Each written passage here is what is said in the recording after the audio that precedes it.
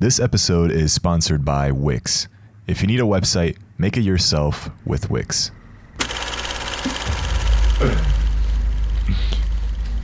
All right, well, it is late in the night. The team has abandoned me, and I'm just here in my room trying to shoot this video. Last week we took a look at some simple tricks to edit some background. They ask you how you are, you just have to say that you're fine. Okay. Hey, what's up guys? Christian here for Kriscoart. Welcome to another episode of our editing workshop. Last week we looked at how to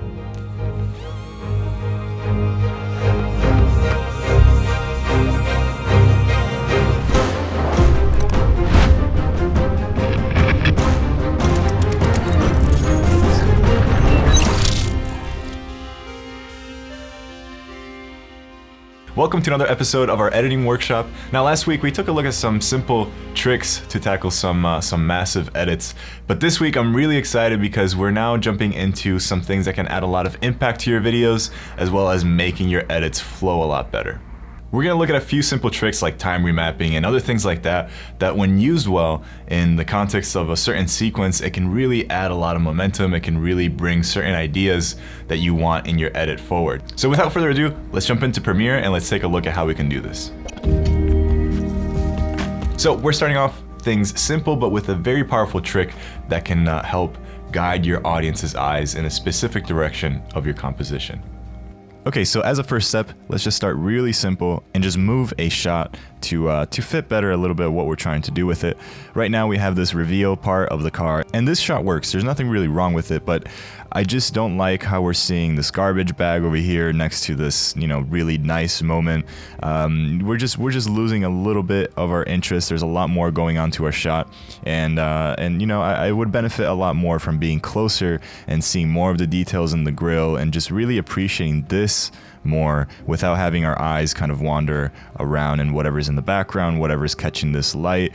I just really want to focus the attention more over here. This can be the same for many other things. Doesn't have to be a car. Whatever the case may be, just know that you have the option to move things around a little bit. Now, before jumping into scaling this up or anything, I just want to show you the difference, a little bit of what I mean in terms of the emotional value that this scene could have. So I have a duplicate copy of it right underneath. I'm going to turn this off. And you can see that this is the ideal framing that I want to get. Very different feel. We're much more closed in. We're seeing a lot more detail. We're almost more engaged into seeing what more is going to be revealed by this pulling back of this cloth. We're not being distracted by anything in the background. This just feels a lot more right to me. And again, it's not anything crazy. We just, let me just show you real quick. With the previous clip, all we have to do is just scale it up. I'm sure you've done this many other times in Premiere and just, reposition it to where you think will be good. I have the huge advantage of dealing with footage that's shot on red, so I have a little bit more room to play with in terms of resolution. So just keep that in mind because I'm going to punch in quite a bit. And because of that, I'm able to scale up to 150 or in the original example, 171. That's quite a bit to be scaling up, but we shot this, I believe, in like 6K or something like that, so there's plenty of room to spare. If you're shooting in 4K, you can get away with, maybe 150 or a little bit more if you're exporting to a 1080 final comp. But if you're working with 1080 footage, exporting in 1080, or 4K footage, exporting in 4K, a good rule of thumb is to not really go over maybe 130% of whatever clip you're dealing with. And that is just to make sure that whoever's watching doesn't notice a big resolution jump since you're essentially just cropping in.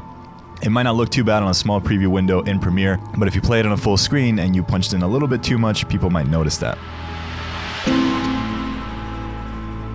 So you've seen some clips from this short, Timeless, that I've shot in Italy with Gavin, and I wanted to dive into the project just to show you a quick few examples of how keyframe animations can help you in a great number of ways. So this shot is right before the emotional peak of this story, so it's really important for us to get closer with how the character was feeling. And we're doing this in a very literal way by moving in closer with our framing. So you can see how just animating the scale property and the position property of this clip, and just by moving in slowly, it can really add a lot more power to this shot.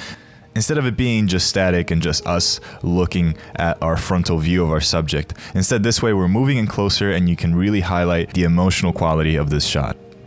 If you're locked down on a tripod, maybe you want to add a little bit of interest through some movement or just a slight punch in, and that adds a lot to your shot. Not necessarily to just glue things together to make things flow from one clip to the next, but also if you have just a lockdown shot like this one, if I start adding some slight zoom in, and maybe I'm getting really to an important part of this tutorial and we're getting closer and closer, you know, it's already giving that idea, that interest. It's drawing us in instead of just being a lockdown shot. It can not only just add a lot visually to your story, it can also just add a lot of production value to whatever you're filming.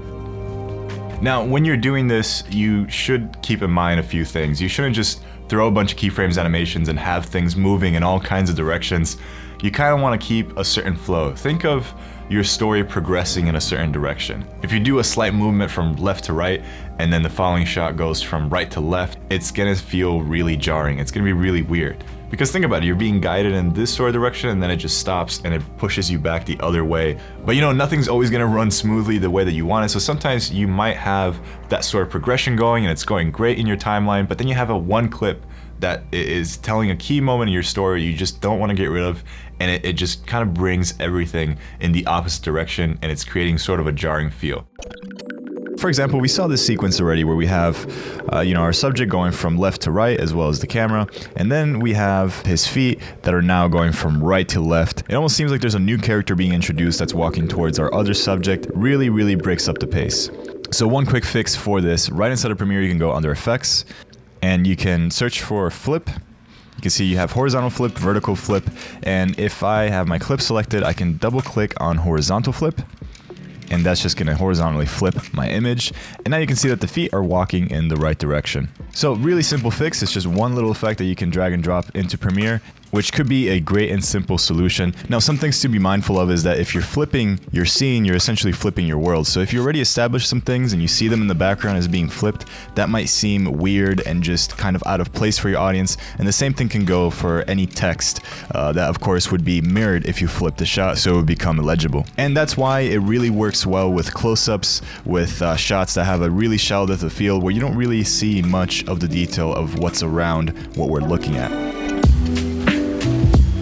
I want to show you an example where sometimes you have to go a little bit beyond keyframe animation to make sure that the clips are fitting with each other. This happened to me recently on a commercial shoot that I was editing, and there was one clip that just threw everything off, and it's this clip right here. And then we're just thrown back the opposite way, and it just feels very jarring. It feels like things are just stopping to a halt and then picking back up. It just feels weird. There's not much I can do to add keyframes to fix this because it's a real movement that was captured from the camera on set. So the way that I fix this is by actually reversing the clip.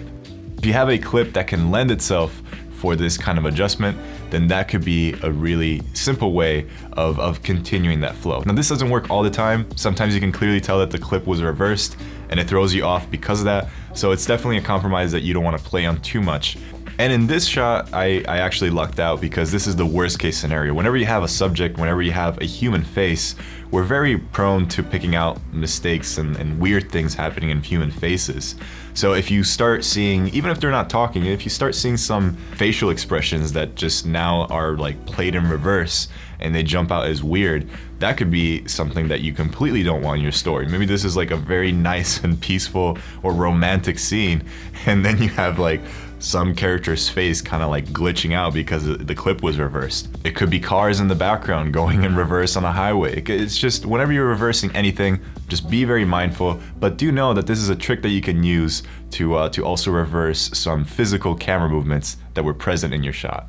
All right, so we've packed a lot of information. Let's take a quick break, and I want to thank and talk to you a little bit about our sponsor for this episode, Wix. If you are watching this video, most likely a filmmaker or an editor, and it is so important now more than ever to have a website for yourself, for your services, or for your brand. And that's what I've done myself by building Kriscoart.com on Wix. I couldn't be happier. In a very short amount of time, I was actually able to get a website that felt modern and that felt professional. Now, I don't know how to code, and I was able to build this website, which to me is kind of mind-blowing, but if you do choose to code, you can absolutely do so within Wix, which really takes away any kind of limits. And if you have some portfolio work that you want to show off, whether it's pictures, you can display them beautifully with Wix galleries, or if it's videos, just like myself, how I'm going to be doing very soon on my website, we'll be adding a lot of the videos from my YouTube channel and linking them with Wix video so that they can appear directly on my website. And that is just scratching the surface. Of course, you can do e-commerce and even bookings if you want to have your clients book you through your own website. It really is only limited by your own creativity.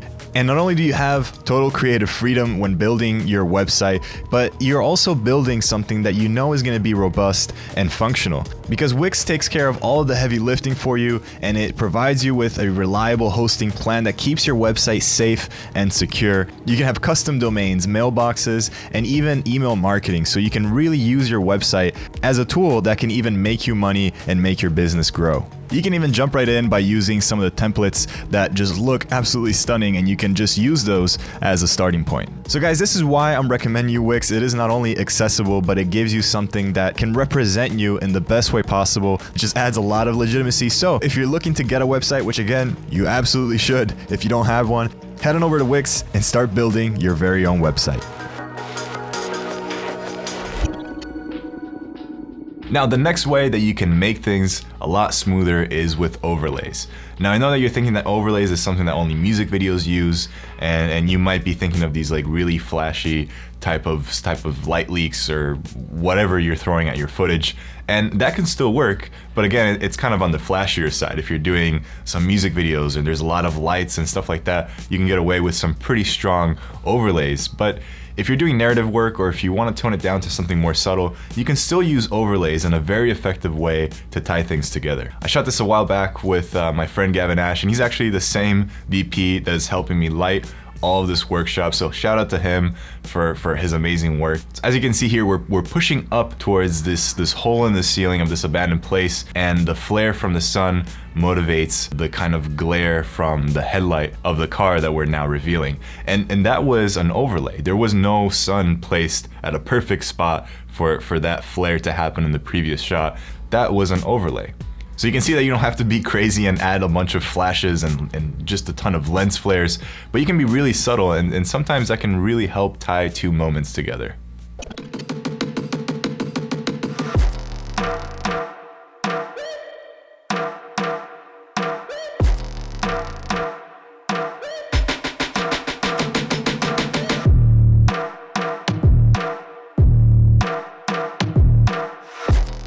So this was from a fashion commercial that I edited. And before jumping into Premiere and showing you some of the time remapping that I did for this video, I just want to talk a little bit about when and why you should use time remapping. So almost every clip in this sequence has some sort of time remapping to it. And time remapping is essentially just speeding things up or speeding things down. And if you use it with other shots or in certain moments, it can really add some momentum. So I'm just going to play here. We can see in this section right here, we have the clip going from really fast to kind of slowing down. This of course was shot in slow-mo, but you can kind of bring it back to normal speed or even faster. And if you do that in the beginning of the clip and going into slow-mo, it kind of adds this nice sort of impact as he's taking off his jacket over here. So that really helps us, bringing us into the scene with a bit of a punch. Boom, there we go. This is also when the main kick hits, so it's a nice way of just visualizing that sound. Here you can kind of see the same thing happening again with this red jacket.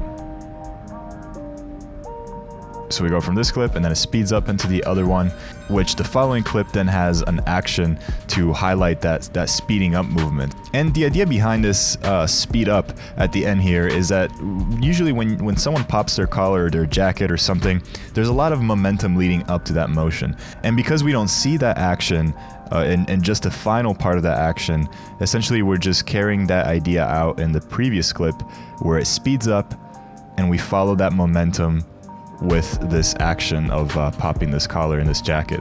And I'm showing you these things before jumping into the tutorial side and showing you how to actually do it, just because I want to remind you that, again, everything that we're talking about needs to have a purpose. You shouldn't just do it because it looks cool. There needs to be some thought behind what you're doing. Here is another example, and this moment was actually broken down really in detail in one of the live streams, but you can see here that aside from these cuts, we have again, some time remapping going from fast to slow-mo, and then speeding up to go into the next cut, which is just another moment in the same clip. And then here we're gonna have the same idea where it's going from slow-mo and then speeds up and leads into this clip with some more time remapping. So that's pretty much all I have to say for this. I just wanted to give you a quick little overview on some of my decision making when it came to this type of video and the time remapping in it. So let's jump into Premiere and see how to actually do this. So just to start off, we're going to do a speeding up at the end of a clip, since that was pretty relevant in the previous example. So to do that, first of all, we're going to have to double click on the video track that contains our clip so that we can expand that section. Now from there, on the very top left corner of a clip, you're going to see a little FX icon. If you right click on that, there's going to be some options like opacity, and then at the bottom you can see time remapping. You're going to want to go over that and select speed, and then from there you can command click on the thin gray line in the middle of the clip. And from there, you can essentially make keyframes for different points in time of your clip. So for now, I'm only going to create one point since we're just going to speed up from this point on. And now once I have this keyframe essentially made in this clip, I can then grab the line that follows that keyframe and I can push that up, and that's going to speed up everything else that's going to be beyond that point that we've set. Now, if you play this as it is, it's going to look a little weird because it goes from playing normal speed and it's going to jump up to a different kind of speed. If we want things to kind of ramp up or to speed up, we're going to want to smooth this out. And the way you do this is actually by splitting this keyframe or playhead icon. It can actually be divided in half, and if you drag those halves out, it smooths out your time remapping. And that's essentially how I did the speeding up or the slowing down moments in that edit that you saw. But this works for very stylized type of shoots like music videos, fashion shoots, that kind of stuff. But I want to show you one last example for time remapping where you can actually use this as a way to improve even your narrative work.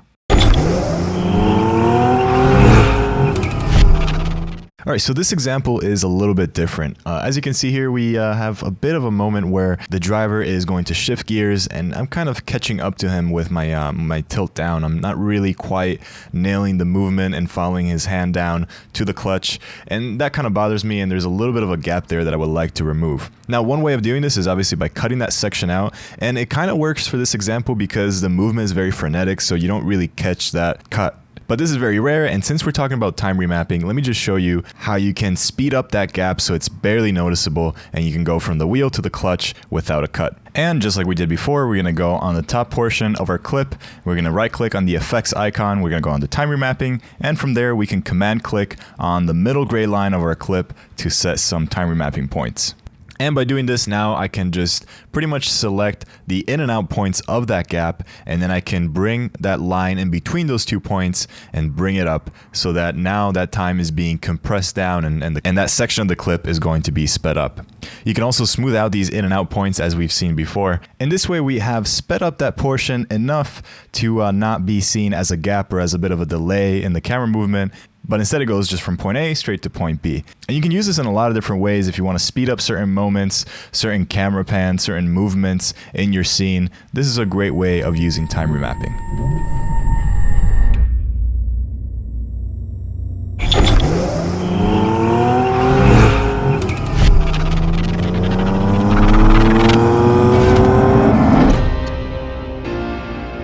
And now finally, I know this might sound very obvious, but you can use transitions to make things smoother. Now, when we think of transitions, we're thinking of, going from scene A to scene B, but that can be used in clips as well. You can tie things together with some transitional elements. And I think a really good case study to see just how powerful transitions can not only be visually, but also for your story is Edgar Wright's Scott Pilgrim. I love that movie. It's such a funny movie, but it has one of the best uses of transitions. And by the way, as a quick side note, the Nerdwriter made an extensive video on just this topic alone, breaking down Edgar Wright's use of transitions in Scott Pilgrim, so I definitely recommend you guys check out that video. So without getting too sidetracked, but do go watch that movie. It's hilarious and it shows great transitions. You can incorporate these kind of ideas into your own project. And I actually reviewed a few transition packs into my last live stream, so do check that out if you want to get some quick and easy ways of getting some really epic and nice transitions into your videos. Now, I don't want you to think that you have to rely on SumPack to get some creative transitions. You can even do these for free, and sometimes not even with any post work at all. If you plan things right, you can do them right in camera, you can do some quick swish pans, and as long as you're thinking about where you're ending and how you're ending that motion, and you pick that back up from the following clip, then you can get something really solid in camera. And you can even do some really simple transitions right inside of Premiere with some basic masking. Of course, you can use After Effects as well. You can add a crop effect and animate those keyframes to follow maybe a white pan or something like that. And I just want to show you this example that's playing in the background right now. This is probably the easiest and laziest way of using transitions, but I still want to show you how effective it can be. This is sort of a montage piece at the end of a documentary that I'm going to be releasing soon, hopefully. And you can see that it's mostly just fades, but what really sells those fades is some of the overlays that tie in the sequences together. So one of the common things that we're seeing here, there's like smoke that's kind of gluing things together. It's overlapping different clips. We sometimes see some fire embers that appear from this kind of melted metal, and they kind of overlap into the next scene. So things like this, even having some overlay elements that we've talked about previously and combining them with some transitions can be really, really effective.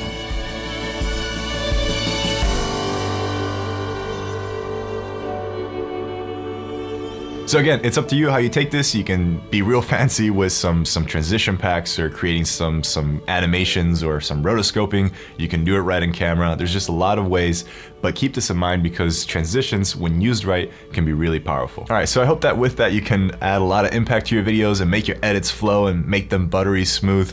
Hopefully this was helpful. And if you want some more tips, go ahead and follow me on Instagram at Kriscoart because I post stories there, especially while I'm shooting this, which if you see the setup for this in my bedroom, it's kind of ridiculous, but you can get all of that behind the scenes look through my Instagram stories. And then on my Instagram posts, aside from pictures and things like that, I'll post some highlights from my live stream, which I would love for you to join. It happens every Friday at 7 p.m. Pacific Standard Time. Come join the conversation, ask questions about anything. I'll be there every Friday, except for when I'm late. Share this video with someone that you think could use this, and I will see you in the next one where we're gonna be talking about audio. We're diving in deep in audio. You definitely don't wanna miss it. All right guys, thank you so much for watching. My name is Chris Trini for Kriscoart, and I will see you in the next one. I wanted to quickly thank again Wix for sponsoring this video, for supporting this channel. It is so important when it comes to free education to actually make this sustainable. And if you want to check out my website, Kriscoart.com, there's a ton of articles there related to editing, the gear that I use, and other stuff. So hopefully you'll find that interesting. And of course, the website, Kriscoart.com, was built entirely on Wix.